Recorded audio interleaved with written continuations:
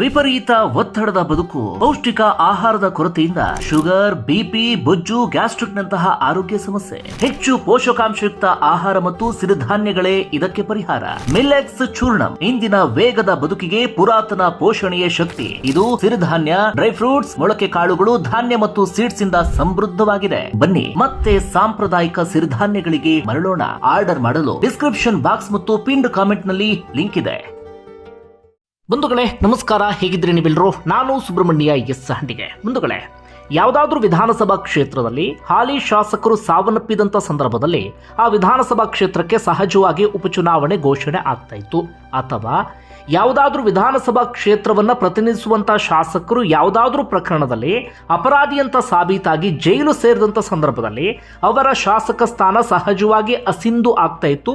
ಹೀಗಾಗಿ ಉಪಚುನಾವಣೆ ಆ ಕ್ಷೇತ್ರಕ್ಕೆ ಘೋಷಣೆ ಆಗ್ತಾ ಇತ್ತು. ಆದರೆ ಇದೀಗ ಸ್ವಲ್ಪ ವಿಭಿನ್ನವಾಗಿ ಒಂದು ವಿಧಾನಸಭಾ ಕ್ಷೇತ್ರಕ್ಕೆ ಉಪಚುನಾವಣೆ ಘೋಷಣೆ ಆಗುವಂತ ಪರಿಸ್ಥಿತಿ ಎದುರಾಗಿದೆ. ಆ ವಿಧಾನಸಭಾ ಕ್ಷೇತ್ರಕ್ಕೆ ಇವತ್ತಿನಿಂದ ಶಾಸಕರೇ ಇಲ್ಲ. ಹಾಲಿ ಶಾಸಕರು ಇದೀಗ ಅಸಿಂಧುಗೊಂಡಿದ್ದಾರೆ. ಹೈಕೋರ್ಟ್ ಇಂಥದೊಂದು ಮಹತ್ವದ ಆದೇಶವನ್ನ ಹೊರಡಿಸಿದ್ದಾರೆ. ನಮ್ಮ ರಾಜ್ಯದ ಅಪರೂಪದ ಬೆಳವಣಿಗೆ ಅಂದ್ರೂ ಕೂಡ ತಪ್ಪಾಗ್ಲಿಕ್ಕಿಲ್ಲ. ಪ್ರಪ್ರಥಮ ಅಲ್ಲ, ಹಿಂದೆ ಒಂದಷ್ಟು ಪ್ರಕರಣಗಳು ಆಗಿತ್ತು, ಆದರೆ ತೀರಾ ಅಪರೂಪ. ಆ ಕಾರಣಕ್ಕಾಗಿ ಈ ಬೆಳವಣಿಗೆ ಇದೀಗ ರಾಜ್ಯದ ಗಮನವನ್ನ ಸೆಳೆತಾ ಇದೆ. ಅಷ್ಟು ಮಾತ್ರ ಅಲ್ಲ, ಚುನಾವಣೆಗೆ ಸ್ಪರ್ಧೆ ಮಾಡುವಂತಹ ನಾಯಕರು ತಾವು ಚುನಾವಣೆ ಸ್ಪರ್ಧಿಸುವಂಥ ವೇಳೆ ಅಂದರೆ ನಾಮಿನೇಷನ್ ಮಾಡ್ತಾರಲ್ಲ, ಆ ಸಂದರ್ಭದಲ್ಲಿ ಅಫಿಡವಿಟ್ ಅನ್ನು ಸಲ್ಲಿಕೆ ಮಾಡ್ತಾರಲ್ಲ, ಹಾಗೇನಾದರೂ ಆಸ್ತಿಯನ್ನ ಮುಚ್ಚಿಡೋದಕ್ಕೆ ಪ್ರಯತ್ನ ಪಟ್ಟಾಗ, ಸುಳ್ಳು ಮಾಹಿತಿಯನ್ನು ನೀಡೋದಕ್ಕೆ ಪ್ರಯತ್ನವನ್ನ ಪಟ್ಟಾಗ ಈ ಪ್ರಕರಣವನ್ನ ಅಥವಾ ಈ ಬೆಳವಣಿಗೆಯನ್ನ ಒಮ್ಮೆ ನೆನಪು ಮಾಡ್ಕೊಳ್ಬೇಕಾಗತ್ತೆ. ಏನಿದು ಪ್ರಕರಣ, ಎಲ್ಲಿ, ಏನ್ ಕತೆ, ಒಂದಷ್ಟು ಇಂಟ್ರೆಸ್ಟಿಂಗ್ ಡೀಟೇಲ್ಸ್ ಅನ್ನ ಗಮನಿಸ್ತಾ ಹೋಗೋಣ.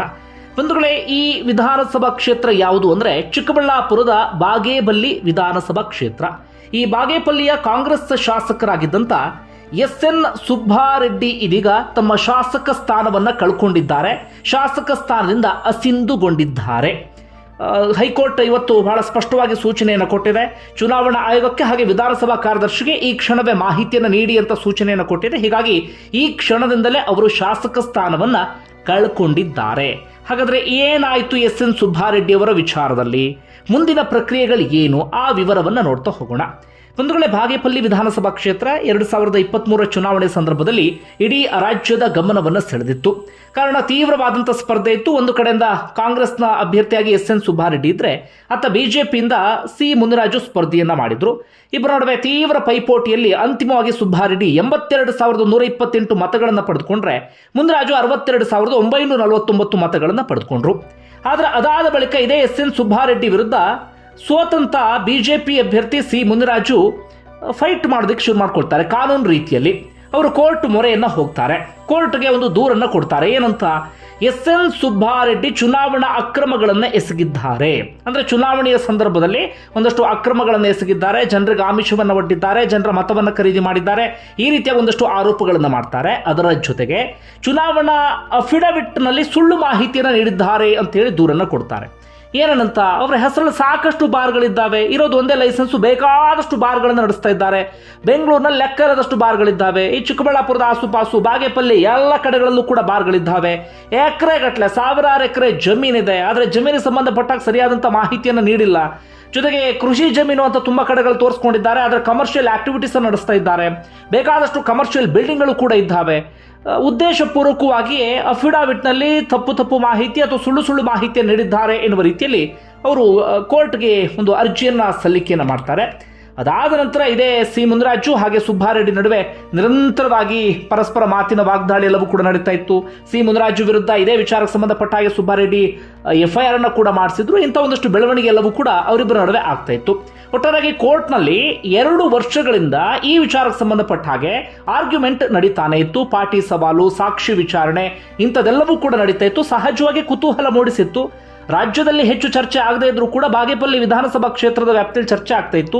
ಬಾಗೇಪಲ್ಲಿ ಜನರಿಗೂ ಕೂಡ ಕುತೂಹಲ ಇತ್ತು. ಈ ವಿಚಾರ ಎಲ್ಲಿವರೆಗೆ ಹೋಗಬಹುದು, ಅಥವಾ ಫಲಿತಾಂಶ ಏನು ಬರಬಹುದು, ಅಥವಾ ಕೋರ್ಟ್ ಯಾವ ರೀತಿಯ ಪರಿಗಣಿಸಬಹುದು ಅಂತ ಹೇಳಿ ಅಂತಿಮವಾಗಿ ಸುದೀರ್ಘವಾದಂಥ ವಾದ ಪ್ರತಿವಾದವನ್ನ ಆಲಿಸಿದಂಥ ಹೈಕೋರ್ಟ್ ಇವತ್ತು ಮಹತ್ವದ ಆದೇಶವನ್ನ ಹೊರಡಿಸಿದೆ. ಒಂದಷ್ಟು ಜನ ನಿರೀಕ್ಷೆ ಮಾಡಿದ್ರು, ಒಂದಷ್ಟು ಜನಕ್ಕೆ ಇದು ನಿರೀಕ್ಷೆ ಇರಲಿಲ್ಲ. ನ್ಯಾಯಮೂರ್ತಿಗಳಾಗಿರುವಂಥ MGS ಕೋಮಲ್ ಅವರಿದ್ದಂಥ ಹೈಕೋರ್ಟ್ ಪೀಠ ಈ ಆದೇಶವನ್ನು ಹೊರಡಿಸಿದೆ.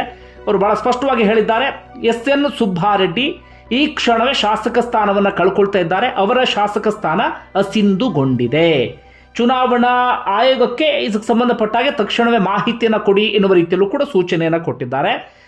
ಜೊತೆಗೆ ತಡೆಯಾಜ್ಞೆಯನ್ನು ನೀಡೋದಕ್ಕೂ ಕೂಡ ಅವರು ಒಪ್ಕೊಂಡಿಲ್ಲ. ಇವತ್ತು ಜಡ್ಜ್ ಅಂದರೆ ಈಗ ಸುಬ್ಬಾರೆಡ್ಡಿ ಅವರಿಗೆ ಸುಪ್ರೀಂ ಕೋರ್ಟ್ಗೆ ಹೋಗೋ ಆಪ್ಷನ್ ಇದೆಯಲ್ಲ, ಸುಪ್ರೀಂ ಕೋರ್ಟ್ಗೆ ಹೋಗುವವರೆಗಾದರೂ ಕೂಡ ಈ ಆದೇಶಕ್ಕೆ ತಡೆ ನೀಡಿ ಅಂದರೆ ಅದಕ್ಕೂ ಕೂಡ ಒಪ್ಕೊಂಡಿಲ್ಲ. ಇಲ್ಲ, ಈ ಕ್ಷಣವೇ ನೀವು ಅಸಿಂಧುಗೊಂಡಿದ್ದೀರಿ ಎನ್ನುವ ರೀತಿಯಲ್ಲಿ ಜಡ್ಜ್ ಬಹಳ ಸ್ಪಷ್ಟವಾಗಿ ಇದೀಗ ಹೇಳಿದ್ದಾರೆ. ಅಂದರೆ ಚುನಾವಣಾ ಅಕ್ರಮಗಳು ಎಸಗಿದ್ದು ಸಾಬೀತಾದ ರೀತಿಯಲ್ಲಿದೆ, ಅಥವಾ ಅಫಿಡಾವಿಟ್ನಲ್ಲಿ ಸುಳ್ಳು ಮಾಹಿತಿಯನ್ನು ನೀಡಿದ್ದು ಕೂಡ ಕೋರ್ಟ್ನಲ್ಲಿ ಇದೀಗ ಸಾಬೀತಾದಂತಾಗಿದೆ. ಅಂದರೆ ಬೇಕಾದಷ್ಟು ಆಸ್ತಿ ಪಾಸ್ತಿ ವಿವರಗಳನ್ನು ಮುಚ್ಚಿಟ್ಟಿದ್ದಾರೆ, ಚುನಾವಣೆ ಸಂದರ್ಭದಲ್ಲೂ ಕೂಡ ಒಂದಷ್ಟು ಅಕ್ರಮ ಎಸಗಿದ್ದಾರೆ ಅನ್ನೋದನ್ನು ಕೋರ್ಟ್ ಇದೀಗ ಪರಿಗಣಿಸಿದ ರೀತಿಯಲ್ಲಿ ಕಾಣಿಸ್ತಾ ಇದೆ. ಇದು ಇವತ್ತು ಆದಂಥ ಬೆಳವಣಿಗೆ. ಇನ್ನೊಂದು, ಪರಾಜಿತ ಅಭ್ಯರ್ಥಿ ಸಿ ಮುನಿರಾಜು ನನ್ನನ್ನೇ ಗೆಲುವನ್ನು ಅಂದರೆ 2ನೇ ಸ್ಥಾನವನ್ನು ಪಡ್ಕೊಂಡಿದ್ರಲ್ಲ, ಹೀಗಾಗಿ ನಾನೇ ಶಾಸಕ ಅಂತೇಳಿ ಘೋಷಣೆ ಮಾಡಬೇಕು ಅಂತ ಮನವಿ ಮಾಡಿಕೊಂಡಿದ್ರು. ಆದರೆ ಕೋರ್ಟ್ ಅದಕ್ಕೆ ಒಪ್ಪಿಗೆಯನ್ನು ಕೊಟ್ಟಿಲ್ಲ.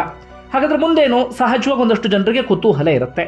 ಈಗ ಎಸ್.ಎನ್. ಸುಬ್ಬಾರೆಡ್ಡಿಗೂ ಕೂಡ ಒಂದಷ್ಟು ಆಯ್ಕೆ ಇದೆ. ಅವರಿದೀಗ ಹೈಕೋರ್ಟ್ನ ತೀರ್ಪಿನ ವಿರುದ್ಧ ಸುಪ್ರೀಂ ಕೋರ್ಟ್ನ ಮೊರೆ ಹೋಗಬಹುದು. ಸುಪ್ರೀಂ ಕೋರ್ಟ್ ಏನಾದರೂ ಹೈಕೋರ್ಟ್ ತೀರ್ಪಿಗೆ ತಡೆ ನೀಡ್ತು ಅಂತಾದರೆ ಇದಿಲ್ಲಿಗೆ ಮುಗಿದು ಹೋದಂತಹ ಕತೆ. ತಡೆ ನೀಡಿಲ್ಲ ಅಂತಾದರೆ ಪರ್ಮನೆಂಟ್ ಆಗಿ ಶಾಸಕ ಸ್ಥಾನವನ್ನು, ಅಂದರೆ ಈಗ ಇರುವಂಥ ಶಾಸಕ ಸ್ಥಾನವನ್ನು ಕಂಪ್ಲೀಟ್ ಆಗಿ ಕಳ್ಕೊಂಡು ಬಿಡ್ತಾರೆ. ಬಾಗೇಪಲ್ಲಿ ವಿಧಾನಸಭಾ ಕ್ಷೇತ್ರಕ್ಕೆ ಮತ್ತೊಮ್ಮೆ ಚುನಾವಣೆ ನಡೆಯುತ್ತೆ. ಇದು ಈಗ ಕುತೂಹಲ ಮೂಡಿಸ್ತಾ ಇರುವಂಥ ಬೆಳವಣಿಗೆ. ನಾನು ಆರಂಭದಲ್ಲಿ ಒಂದು ವಿಚಾರವನ್ನು ಪ್ರಸ್ತಾಪ ಮಾಡಿದ್ದೆ.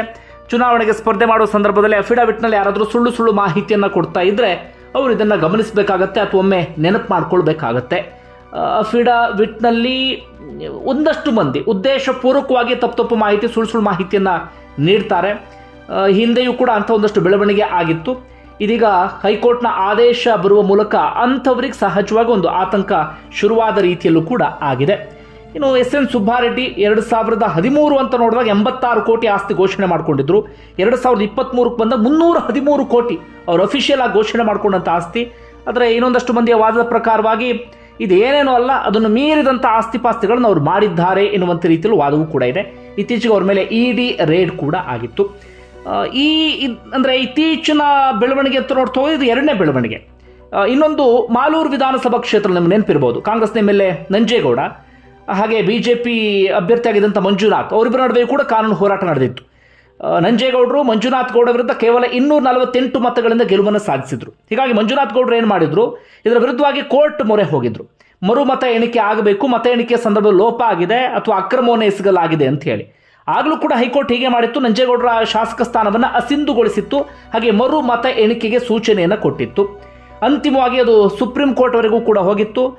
ಸುಪ್ರೀಂ ಕೋರ್ಟ್ ಇತ್ತೀಚೆಗಷ್ಟೇ ನಂಜೇಗೌಡ್ರೆ ವಿಜಯಿ ಅಂಥೇಳಿ ಮತ್ತೊಮ್ಮೆ ಘೋಷಣೆಯನ್ನು ಮಾಡಿತ್ತು. ಅಲ್ಲಿ ನಂಜೇಗೌಡರು ಶಾಸಕ ಸ್ಥಾನವನ್ನು ಕಳ್ಕೊಳ್ಳಬಹುದಾ ಎನ್ನುವಂಥ ಒಂದಷ್ಟು ಚರ್ಚೆಗಳೆಲ್ಲವೂ ಕೂಡ ನಡೆದಿತ್ತು. ಅಂಥ ಬೆಳವಣಿಗೆ ಆಗಿರಲಿಲ್ಲ. ಆದರೆ ಇದೀಗ ಎಸ್.ಎನ್. ಸುಬ್ಬಾರೆಡ್ಡಿ ಶಾಸಕ ಸ್ಥಾನವನ್ನು ಕಳ್ಕೊಂಡಿದ್ದಾರೆ. ಬಂಧುಗಳೇ, ನಿಮ್ಗೆ ಏನಿಸುತ್ತೆ ಕಮೆಂಟ್ ಬಾಕ್ಸಲ್ಲಿ ಮೆನ್ಷನ್ ಮಾಡಿ. ಧನ್ಯವಾದ ವಿಡಿಯೋ ನೋಡಿದ್ದಕ್ಕಾಗಿ.